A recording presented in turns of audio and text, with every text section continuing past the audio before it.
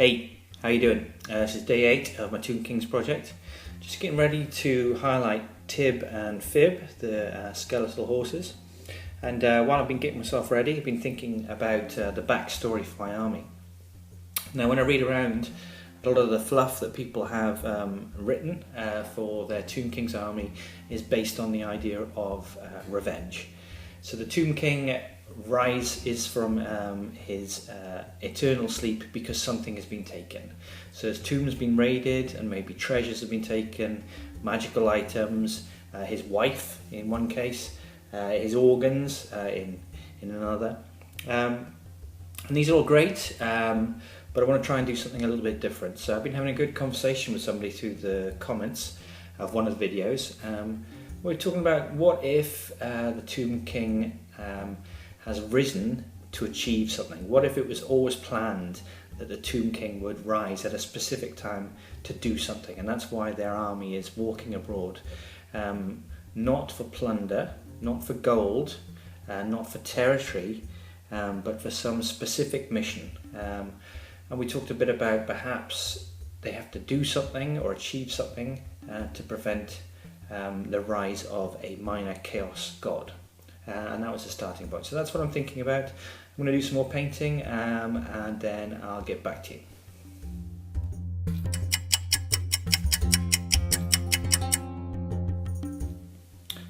So I'm halfway through the highlight job now, and you can see that the horse on the left, that's Tib, has had the highlight, and Fib is yet to be done. My highlighting approach is very simple. I've gone all the way along the spine with a shabty bone.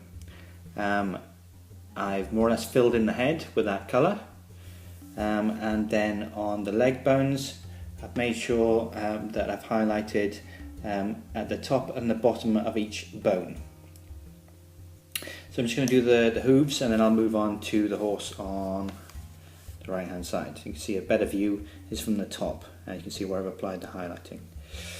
I've just been thinking a bit more about fluff, and I realised I don't really want to use the story of the Tomb Kings waking up to prevent some chaos god rising, because that's somebody else's idea. That was the idea of that was posted by Athilith.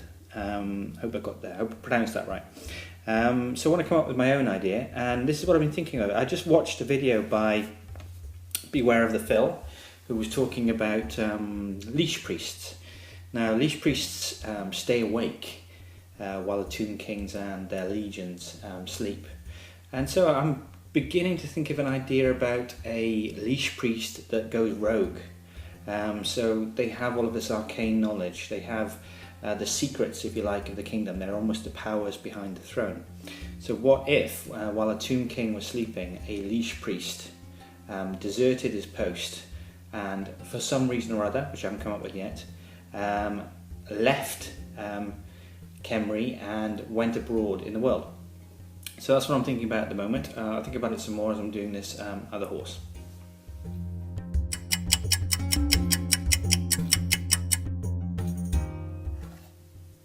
Hey, it's about 1 o'clock now. I'm definitely going to bed soon. I just wanted to show you the work I'd done. So I finished off highlighting the horses.